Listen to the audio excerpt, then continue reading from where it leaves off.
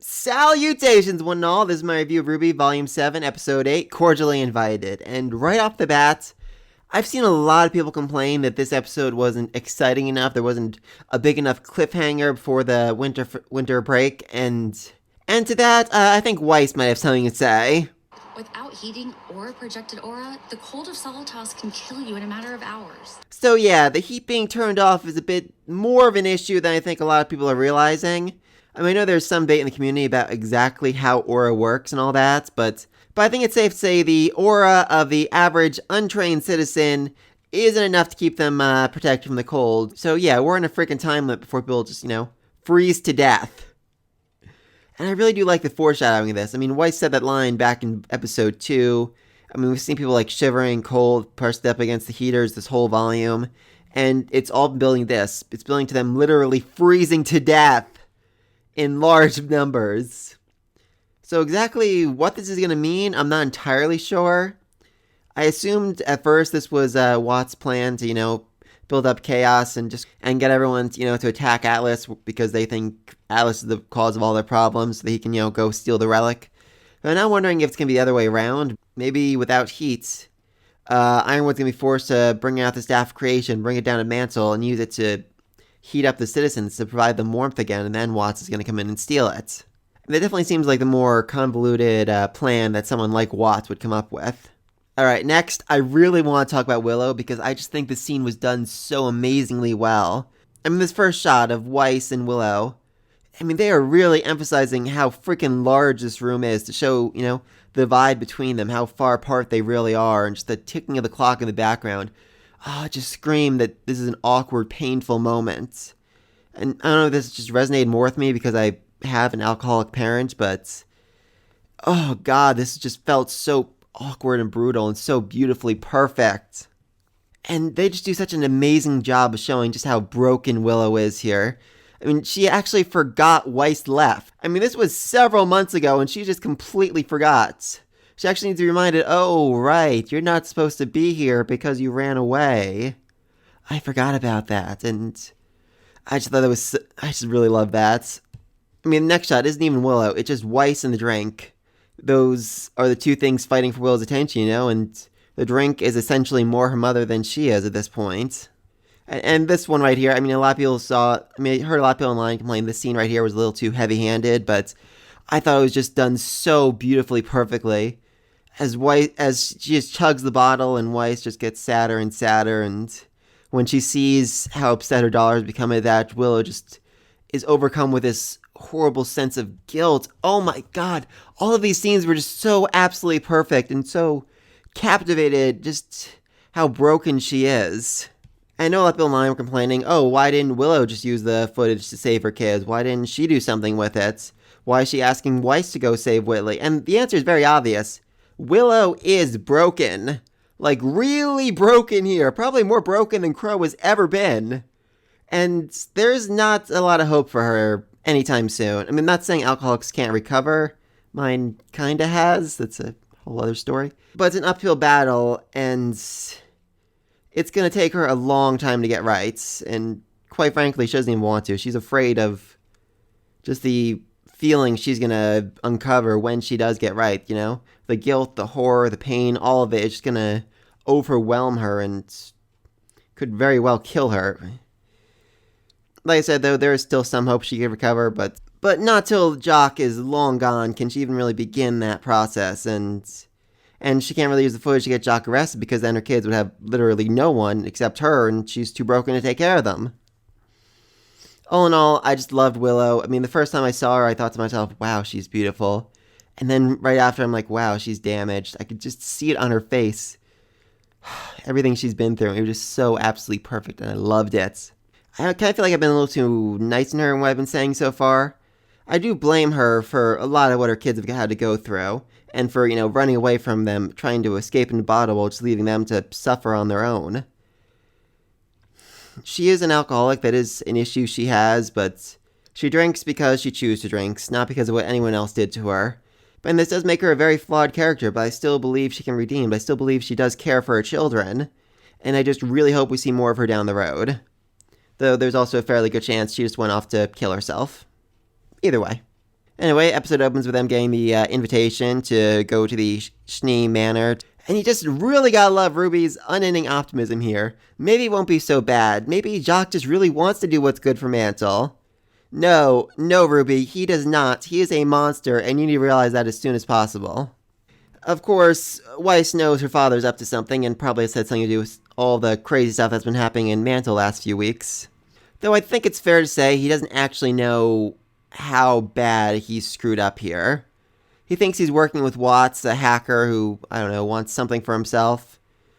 Some money or some power to end the embargo so he can do his business again or whatever, but if someone told him and he believed them that the guy he was working with worked under the Queen of the Grim who wanted to destroy the entire freaking world, and he believed that for whatever reason, I can definitely say he would not be working with Watts. I mean, seriously, if there's no world, there's no money to be made. Then we get a shot of Schnee Manor, and it is freaking enormous. I mean, seriously.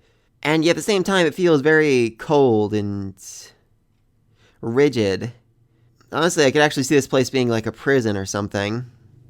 Honestly, I could see this place being a prison or a government building. It just seems to lack any emotions to it. That's really the best way I can describe that. Oh god, then this scene between Ironwood and Winter was so beautiful. Sir, with all due respect, you'd have to pay me. And that actually gets a smile out of the general, which I absolutely loved. Anyway, despite what I thought about the invitation, literally everyone showed up. I mean, all of them. And I will agree with one criticism we've seen online. It would have been nice to see them in, like, formal outfits, formal attire. You know, nice dress on RWBY with heels again, because she did so well in those last time. But I suspect that they're going to go right from this encounter to a big battle immediately afterwards. So I think it would have been awkward, you know, for them to explain, oh, yeah, we have a spare set of hunter's clothes in the car. You know, go out and change before going to battle, or going into battle wearing their formal attire. I just think that would have been weird, and so they decided to say, okay, they're just staying in their hunter's outfits for whatever reason. And then we see Whitley, and he is an ass. Now, I know this is somewhat controversial in the community because, you know, he's still a kid. He's gone through all the abuse Weiss has, and he didn't even really have Winter to keep him safe from their father, so obviously he suffered more than any of them has, but he still chooses to be an ass. And then we find out that Klein is no longer here. He's apparently let go after helping Weiss escape, which makes sense. Though I do think before he left, he might have helped Willow set up those cameras. Still though, sad to see that Klein is gone. And I am hoping that he appears again. Like maybe in like the epilogue of the series, he helps raise Weiss's kids. That would be absolutely freaking adorable. I'd love that. And I just absolutely love this sympathetic look RWBY shoots over to Weiss when she finds out that Weiss's butler was fired. It's little moments like that I just really love in this series. Anyway, then Whitley asks, General, exactly how large do you think our dining room table is? And it's fairly large! I mean, I think I counted the seats, and we're only missing like 2 chairs to make everyone fit. Those other 2 people could have just stood. So literally, yes, all of them people, all of Team RWBY, all of the ASOPs could have shown up to this meeting and been fairly comfortable in this room. Just saying. And yeah, even I have to make this point that Crow and Clover are actively flirting with one another. Which I'm honestly a little disappointed in. I have no problem with Crow being gay or bi or whatever, but I was hoping, you know, we'd have something with him and Winter. It felt like it was so emphasized in Volume 3, you know, they're fighting, they're banter back and forth. I just think there's so much more that could have been done with him and her instead of him and Clover, but whatever. At least this means Ty still has a chance to fill out the trifecta, bang his entire team. Oh, God. And then, oh, God, this scene right here is so amazing. I loved it. Crow's offered a drink, and he just looks at it with this longing, guilt, and even fear before just making a run for it. I mean, you can tell at this point he was really struggling with whether or not to say no to the drink, and I just love they're making Crow's decision to give up drinking an actual struggle. It's not like, you know, oh, I gave up drinking and now I'm fine. It's every day, every encounter, every time he's around alcohol, he falters a little, and he's a worry that he might give in. They might slip up and go back to who he was before all this. So, just absolutely amazing. And then Mara leaves too when he realizes that every other faunus in the room, besides Blake, is a servant. And once more, I'm a little disappointed in his team. They don't even really seem to care that he's upset about this. They just tell him not to wander off or break anything. Like, they have no sympathy for him or what he's going through. It's just a little sad, honestly. Of course, Jaque has to make a crack about Penny being an unstoppable killing machine that slaughtered a bunch of people because of course he does, because he is an absolute ass. And Ironwood's response to this is painful. Penny is completely under my control. He's essentially saying, she is my property, she doesn't do anything without me telling her to. I own her, she's literally an object. Which goes back to what Penny said back in episode 3 or 4. Ironwood says, I don't have time for friends. It's painful. I mean, yes, Penny was built to be, a weapon for the military, but at the same time, she has a soul. She is a living being, more or less. So referring to her as an object, it's not right, and it really bothers me here. I do think they're going somewhere with this, with Penny eventually having to realize that she doesn't belong to anyone, that she's her own person, that she's free to do what she wants.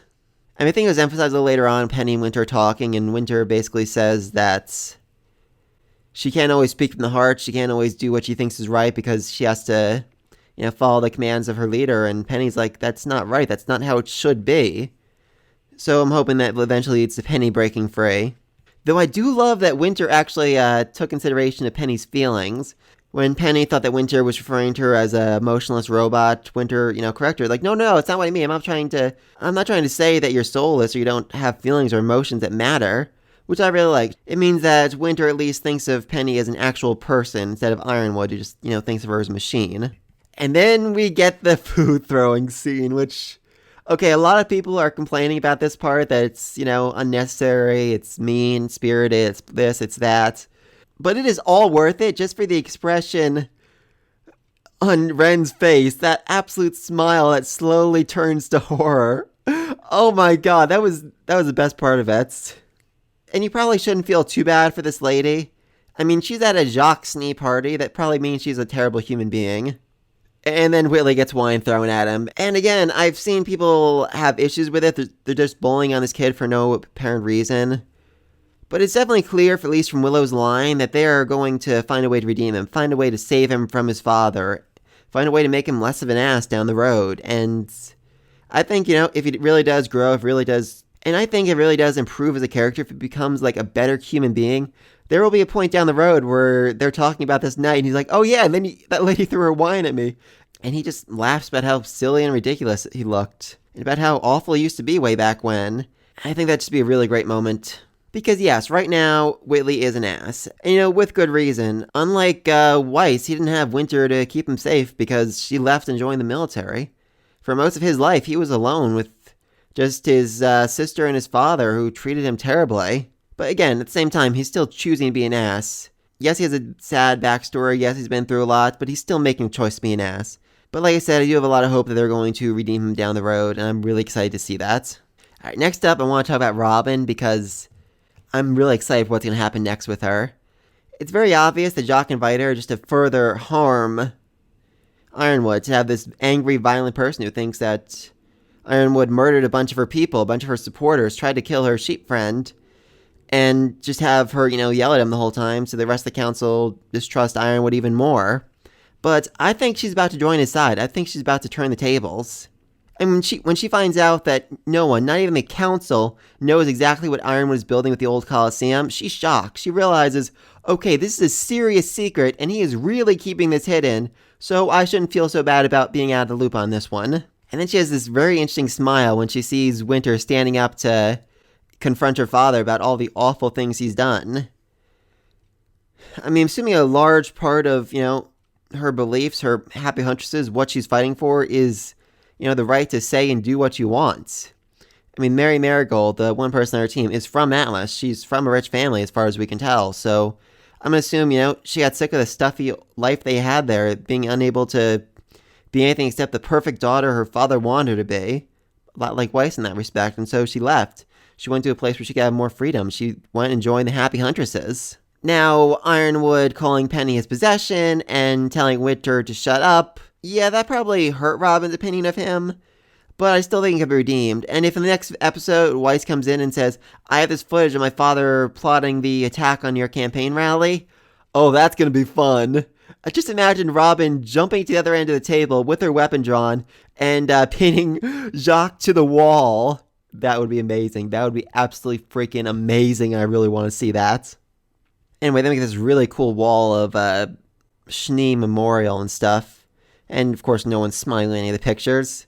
I'm kind of curious who that is in the suit of armor. I think that might be Weiss's grandfather who fought in the war, but has armor really changed that much in 100 years? I mean, it's possible 100 years ago, the skills and techniques of huntsmen and huntresses weren't really well known as much. I mean, it's the whole reason the academies were created, to explain to people, this is how you fight Grimm. You use aura, which is a magic superpower that apparently no one can figure out on their own. Also, I think that might be the closed dust mine in the bottom right-hand corner. You know, the one that exploded and killed a bunch of faunuses? Yeah, of course Jaque would have a picture of that on his wall. And just, oh my freaking god, their wedding photos. That just screams dark and depressed. They're literally like 10 feet away from each other, just really emphasizing, hey, look at how much distance there is between us. Also, look at how freaking old I was when I got married. I mean, seriously, Jaque's hair is already turning white when he got married. But really, though, I do love her snappy line right here. When Weiss says she thinks that their father's done something wrong, Willow's like, I thought we all simply assumed that at this point. Yeah, they've all assumed at this point that Jaque is not a nice person. Anyway, then Willow explains to Weiss that she put cameras in every room of the house, and like I said, I think Klein might have helped her with that. I mean, I have a very hard time imagining this is something Willow could have done on her own. I mean, she definitely could have come up with the idea, but executing it, going out, buying the cameras, setting them up, hooking them up, I just don't feel like that's something she could do in her current state. And this line right here is just so utterly, perfectly heartbreaking. You haven't come back to stay, have you? And Weiss said no. I'm like, oh god, her poor mother. She was so sad that Weiss isn't staying. And she was happy knowing that her daughter wouldn't come back. That she had escaped this madness. She escaped all this mess, and she was never again, and she would likely never again step foot in these darkened halls. That's such an absolutely perfectly motherly line for her to say. And of course, before she leaves, she reminds Weiss that she still needs to save her brother from this darkness, from the madness that she couldn't escape. Which, again, just so absolutely perfectly motherly thing to do. Like I said before, despite all of her illnesses, despite all of her problems, she's still a mother. She still does care for her children. Anyway, then Weiss looks at the footage and trying to figure out, okay, who exactly is this man in the picture? And thankfully in the last episode, she saw the picture, Pietro's picture, with Watts in it. She's going to see Watts, recognize him in the picture, call Pietro and say, hey, remember that tall, skinny guy in the picture? Any reason my father be meeting with him? Pietro's like, oh, he's long dead, and he did crazy evil stuff. Okay, then, I can bring this to council right now and convince them that my father's evil, get him kicked off the council, maybe have Robin kill him, and then we can deal with the fact that the entire city has lost its heat. And then we flash over to Watts standing in front of the Atlas Academy billboard, because of course he is. Such a supervillain move to make. And then he hacks the power grid and turns off all of the heating. Which I think, like I said, is more dangerous than most people realize, just because, you know, without heat, everyone's going to freeze to death very quickly. But also because the heating system is part of the Atlesian network. And if you got access to that through Jaque, then there's a good chance he can hack all the rest of Atlas, all their systems, everything else that works with them, all their technology, all the soldiers, everything he can bring to a grinding halt right now. And the lights dim, the city goes dark, and the rain turns to snow. And my biggest request for next episode is, please, for the love of God, have Weiss bring this footage to the council. Have her show it off, have her reveal her father's crimes, have her get him arrested, and heck, put Robin in command of his council seat, because why not? Just please, for the love of God, that's literally the only thing you do at this point. I am concerned, you know, Weiss isn't going to do anything with the footage. Ironwood's going to get kicked off the council, and they're only going to figure out the truth about this way after it's too late, but just, I don't care if everyone in the Mantle dies. I don't care if everyone in Atlas dies. I don't care, really, if Salem destroys the world at this point. I just want Jaque to suffer. I want Jaque to be told, you helped a madman who's going to destroy the entire world, and because of it, you've lost everything. Your legacy is dead. Everything you worked for your entire life is gone. I need that. But yeah. So that's my big prediction for next episode. Everyone's going to freeze death. Ironwood's going to use staff creation to bring heat, and Watt's going to use that as an opportunity to steal staff creation from him. Jaque is going to get arrested. Maybe Robin's going to try and murder him. And hopefully for some redemption for Whitley. Also a fairly good chance Willow's going to kill herself and Crow's going to get drunk. But let me think of all that down below. What you think of Willow? What you think of this episode? What you think of all this? Be sure to like, subscribe to this next video. Until then, peace.